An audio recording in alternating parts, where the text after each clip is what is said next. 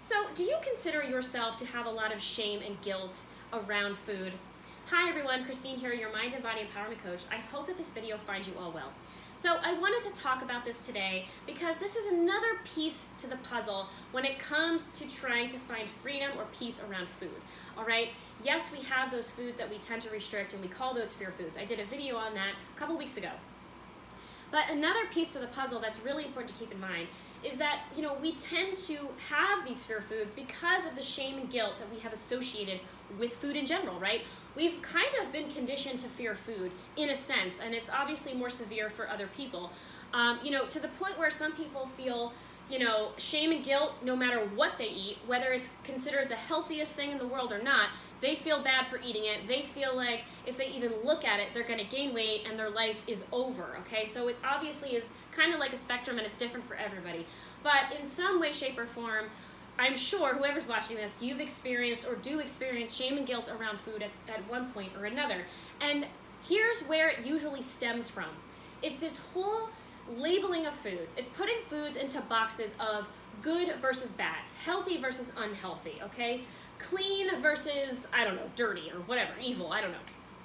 When we label foods and we put moral value on foods, okay, we are most likely prone to restricting those foods. And when we restrict those foods that we consider bad or unhealthy, okay, we are bound to overeat and or binge eat at a later date. And that's when the shame and guilt piece comes into play.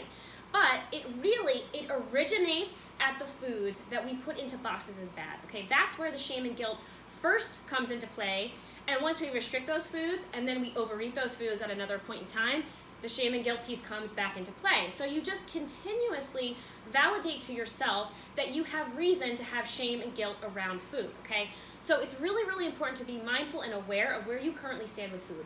Are you somebody who's been labeling foods heavily to the point where you're restricting? Maybe you don't even realize you're doing it. You don't have to be on a diet to be restricting or trying to eat quote unquote clean. Because I have to tell you, my friends, if you find yourself doing that and you're very, very strict with what you eat, that's a sign that you probably have some sort of distorted, toxic relationship there with food, okay? Because the truth of the matter is we shouldn't have to force and control so much, okay?